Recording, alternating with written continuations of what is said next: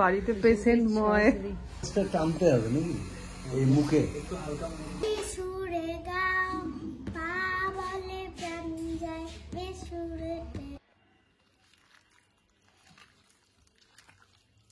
তুই একটা কথা বলি, অনেক বড় বিপদ থেকে বাঁচলি। আচ্ছা, মেজদি ভাইয়ের খুব দুঃখ যে মেজদি ভাইয়ের ঠাকুরকে তো। Good morning everyone, welcome back to my channel. আশা করি তোমরা সবাই খুব ভালো আছো, আমরাও ভালো আছি। আজ হচ্ছে বুধবার আর এখন বেজে গেছে 10টা।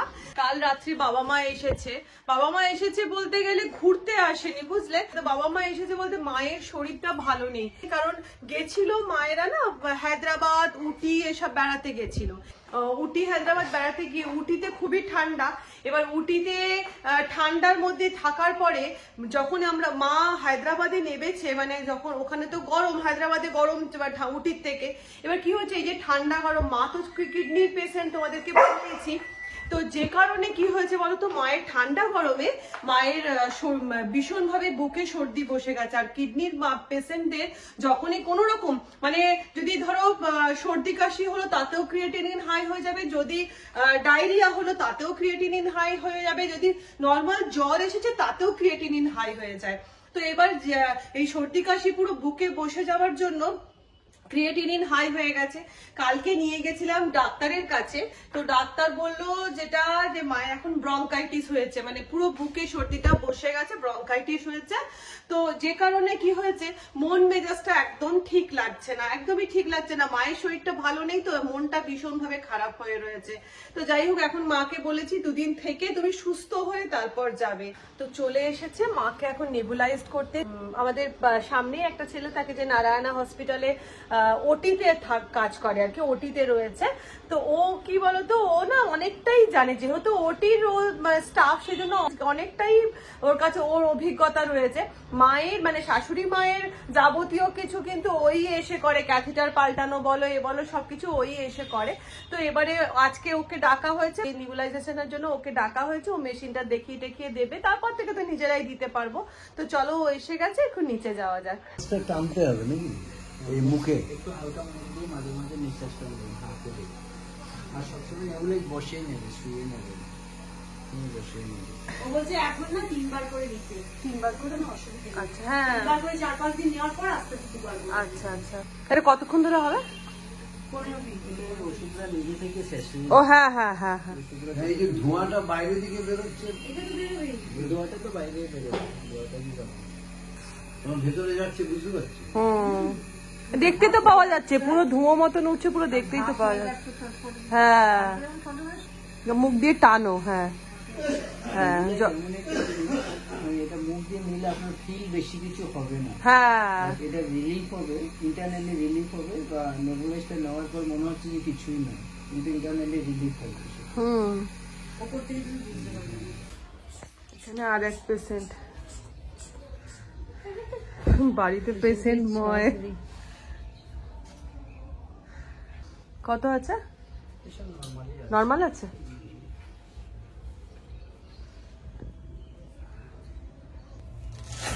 এমনি মা ঠিকই আছে, না খাওয়া দাওয়াটা কম, ভীষণই কম। এবার ঠিক আছে বাবা, এবার ঠিক আছে, আর টেনশন নেই কিছু। হ্যাঁ হ্যাঁ, ওষুধ তো একটু আছে। কই ও ওটুকুতে লাগবে না বাবা, পুরোটাই হলো। মা একটু আরাম হলো মা?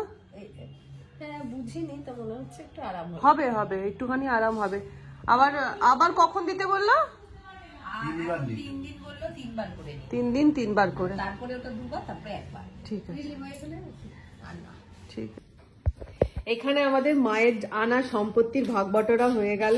এই যে সব স্পেশাল সম্পত্তি যেটা মা নিয়ে আসে, এই যে দুজনের 2 কন্টেনার পোস্ত, বিশাল দামি জিনিস। আর তার সাথে মা বাড়িতে লোক দিয়ে বোঁদে, যেটা শুকনো বোঁদে আর কি, সেটা বোঁদে আমরা খুব ভালোবাসি। তো এই যে আমার 2 কন্টেনার, দিদির 2 কন্টেনার বোঁদে বানানো হয়ে গেছে। আর তার সাথে এটাও হচ্ছে বাড়িতে বানানো ঝুড়ি ভাজা। এই যে অসুস্থ মানুষ এসেছে, তাতে কি হয়েছে, সম্পত্তি ঠিক নিয়ে চলে এসেছে। আর একটা সব থেকে স্পেশাল সম্পত্তি এসেছে। এটা হচ্ছে মায়ের হাতে বানানো, বাড়িতে হাতে বানানো ঘি, যেটা টেস্ট অসাধারণ। মা প্রত্যেকবার আসে আর নিয়ে আসে। তো এই যে দুজনের 2 কন্টেনার ঘি, ঝুড়ি ভাজা, বোঁদে আর এই যে পোস্ত ভাগ হয়ে গেছে। এই হচ্ছে আমাদের মায়ের আসার সম্পত্তি। প্যাচালি এখানে কি করছে? প্যাচালি এখানে কি করছে? এই তিন্নি ওই গানটা একটু করে শুনিয়ে দে তো। জোরে গলাটা ঠিক করে নাও। বলে শুনো শোনো, রে বলে কে রে, তা বলে গান শোনাতে এসেছি রে, মা বলে মানব যদি সুরে গাও, পা বলে প্রাণ যায় বেসুরেতে। বাবা বাবা বাবা, অসাধারণ অসাধারণ। আমার তানারি অসাধারণ গান গেয়েছে গো। মাইমা কি গুণ বল, হাতে ঘি করা বলো, নিজে ঘি বানাবার এই শরীর নিয়ে বলো।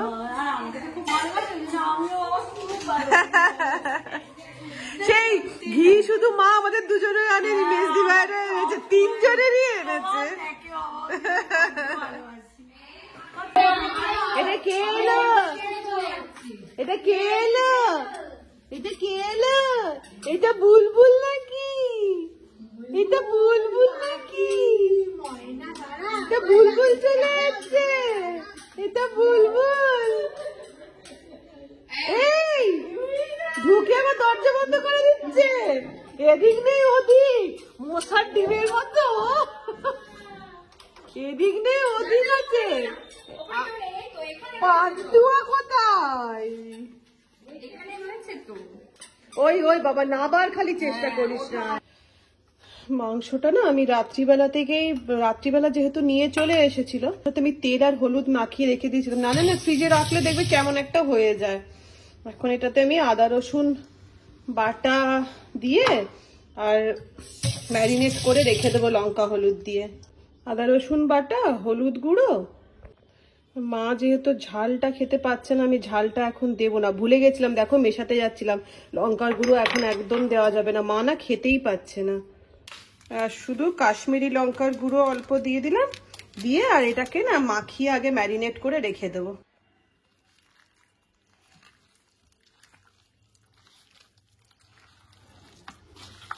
তো যাই হোক, স্নান পুজো কমপ্লিট করে নিয়েছি। নিয়ে এই মন খারাপ নিয়ে কিন্তু সবকিছুই তো করতে হবে। রান্নার তোড়জোড়টা এবার স্টার্ট করি। মাংসটাকে ম্যারিনেট করে নিয়েছি, ম্যারিনেট করে নিয়ে এবার একটু ছাদে যাবো ভাবছি। ছাদের গাছে না অনেক শিম হয়েছে, তো একটু শিম তুলে নিয়ে এসে সামনের পাতে একটুখানি শিমের কোনো একটা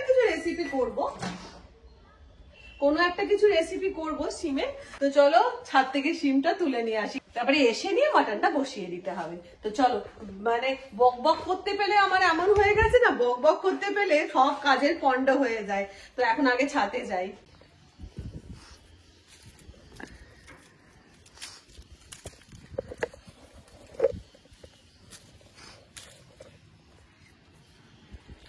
এই দেখো কত শিম তোলা হয়ে গেল ছাতের গাছ থেকে। এতগুলি শিম হয়েছিল। সামনের পাতে এই শিম দিয়েই হয়ে যাবে আজকে। শিম পোস্ত করা যেতে পারে, বা শিম ভাজা কালো জিরে শুকনো লঙ্কা ফোড়ন দিয়ে নুন মিষ্টি দিয়ে, ওটাও কিন্তু সামনের পাতে বেশ ভালো লাগে। তো যাই হোক, এই যে আর সব থেকে বড় কথা কি বলতো, আরো আমি এটা কেন তুললাম, বাবা মাকে নিজের গাছের হওয়া যে শিম বা যে কোনো সবজি খাইয়ে যে মজাটা পাবো, সেই মজাটা তো বাজার থেকে কিনে আনা জিনিসে পাবো না। ওই জন্য এই যে এই শিমটা দিয়েই বাবা মাকে আজকে সামনের পাতে একটা কিছু করে দেবো। আর তার সাথে মাটন পোস্ত বড় থাকবে। তো চলো, হয়ে গেছে মোটামুটি আমার শিম চাষবাস করা, ছাতের চাষবাস করা কমপ্লিট হয়ে গেছে। এবার ম্যারিনেট করা মাটনটা রাখা আছে, ওটাকে এবারে রান্না করা যাক। যাই হোক, পেঁয়াজ কড়াইয়ে তেল বসিয়ে পেঁয়াজ কুচিটা দিয়ে দিয়েছি। পেঁয়াজ কুচিটা ভেজে নিয়ে ম্যারিনেট করা মাটনটা দিয়ে কষবো। আর একটা জিনিস দেখবে, মাটন তুমি যেভাবেই করো না কেন, প্রথম কথা হচ্ছে তো মাটনের টেস্ট তো অসাধারণ হয়। আর একটা জিনিস হচ্ছে বাংলা মাটন, মানে বাঙালির যেটা, বাঙালির বড় বড় আলু দিয়ে বাংলা মাটন খেতে যে জিনিস যে যতটা ভালো লাগে ততটা বোধহয় কোরমা বলো এই বলো তাই বলো অতটা ভালো লাগে না। আমাদের তো খুব হয় এইভাবে বাংলা মাটন, বড় বড় আলু দিয়ে ঝোল, একটা করে পোস্তর বড়া, আমাদের তো পোস্তর বাড়ি, পোস্তর বড়া, ভাত, ব্যাস সিম্পল, আর কিচ্ছু চাই না। স্পেশালি মা এলে আমরা না দুই বোনে মায়ের সাথে বসে পড়ি, হচ্ছে চা নিয়ে গল্প করতে বসে পড়ি মায়ের সাথে।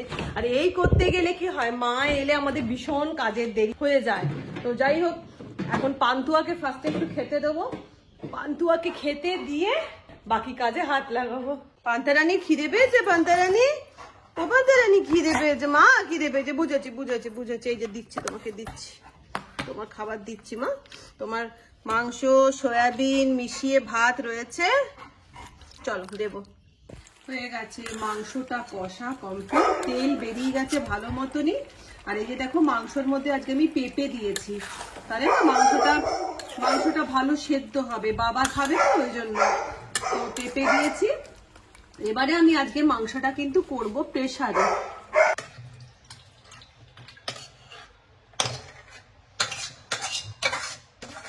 আর দিয়ে দিলাম এটাতে এই যে বড় বড় ধামসা আলু। আর প্রেসারে 5টা সিটি কমপ্লিট হয়ে গেলে হয়ে যাবে আমাদের দেশি বাংলা বড় বড় ধামসা আলু দিয়ে মাটন। চলো, এখানে প্রেসারের সিটি মোটামুটি 5খানা পড়ে গেছে। এবারে যাই নিচে দেখি মা বা বাকিরা কে কি করছে। হ্যাঁ, ফুচকা খাওয়ার টাকা, ফুচকা খাওয়ার টাকা নেই, 500 টাকায় ফুচকা খাবো।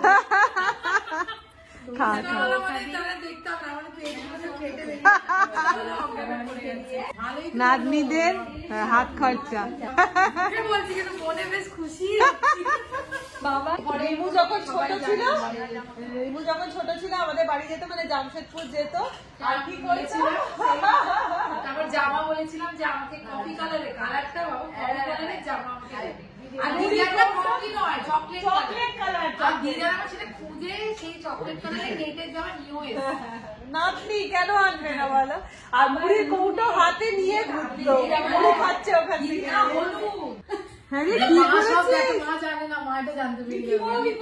মাকে বলিনি এটা, মানে চা বসিয়েছি পাশে, আর আলু সেদ্ধটা বসাবো বলে আলুটা করে বসিয়ে দিয়েছি। এবার খেয়াল নেই যে আমি জলই দিইনি, মানে প্রেসার কুকারে মা করে, আর মা ছিল না, পেরোয় গেছিল। মা মানে দিদি ভাইয়ের কথা বলছিস তো? দিদিভাই কথা বলছি।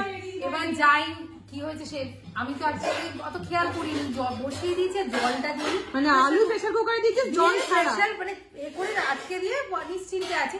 আচ্ছা, আলুটা মানে সিটিটা কেন পড়ছে না, খেয়ালও নেই যে তারপরে আমার ভীষণ টেনশন হচ্ছে যে এখন প্রেসার কুকার জিনিসটা প্রচন্ড ভয়ে। তারপর আমি অর্ণবকে রেখেছি যে তুমি একবার এসো তো, দেখো তো। ও ভয়ে বাইরে এরকম দাঁড়িয়ে গেছে, বলছে কি বলো কি জানি। আমি রঞ্জিবু একটা জিনিস, বিপদের দিনে কিন্তু সব ভালোবাসা পালায়। অর্ণব রান্না করে বাইরে থেকে কাজ করো না, অর্ণব বলতে শোনা, গ্যাসটা তুমি অফ করে দাও। আমি ও হয়ে গেছে, এবার আমি মরি, তুমি বেঁচে যাবে আগে বলে দাও। আমি না ঠাকুরে নামিয়ে ওটা খুলে দেখছি আমি জলই দিইনি, আর বসে দিয়েছি। যা, তুই একটা কথা বলি, অনেক বড় বিপদ থেকে বাঁচলি। সেদিন একটা বিশাল বড় বিপদ ঘটতো, কিন্তু আমি কাউকে রিভিল করিনি, আজকে সবার সামনে রিভিল করা হলো।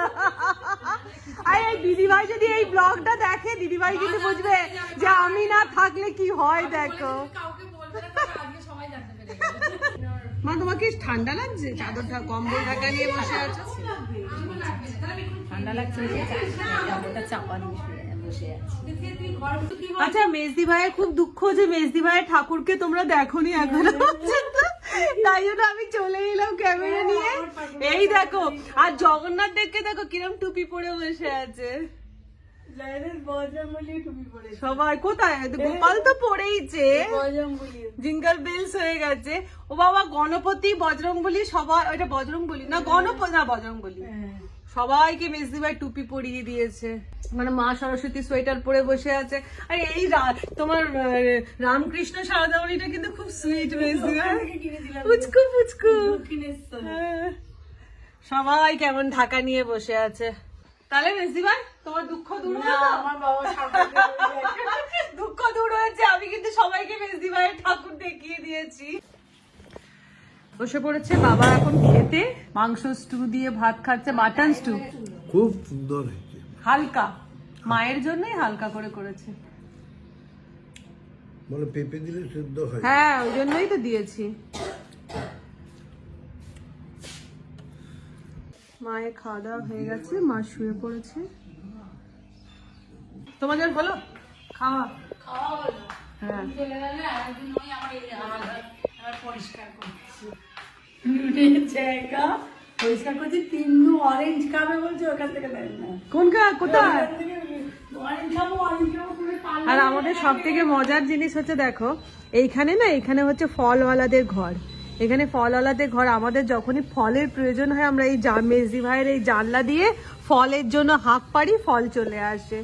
সব জিনিসটা ঘরে অ্যাভেলেবেল হয়ে হয়ে আমাদের এমন হয়ে গেছে যে ফল থেকে আরম্ভ করে সবকিছুই ঘরে পেয়ে যায়। ধূপে তারাকে তো দেখিয়েছি। তানা, তানার ব্যাগটা তো খুব সুন্দর। এই স্বর্ণ দিয়েছে। এটা কে দিয়েছে মা? স্বর্ণ দিয়েছে? আচ্ছা, খুব সুন্দর। তানারই গান শুনিয়ে দিল সবাইকে। তো বেজে গেছে এখন প্রায় 2:20 বেজে গেছে। বাবার খাওয়া হয়ে গেছে, সবারই খাওয়া দাওয়া কমপ্লিট হয়ে গেছে। এবারে বসে পড়বো আমরা খেতে। আর তো যাই হোক, ব্লগটা আমি এখানে শেষ করে দিচ্ছি। আর তোমরা সবাই ঠাকুরকে প্রে করো প্লিজ, যাতে আমার মা তাড়াতাড়ি করে যেন সুস্থ হয়ে যায়। তাহলে আজকের মতন ব্লগটা এখানে শেষ করলাম। তোমরা সবাই ভালো থেকো, তোমরা প্রত্যেকে সুস্থ থেকো, অনেকটা আনন্দে থেকো। টাটা।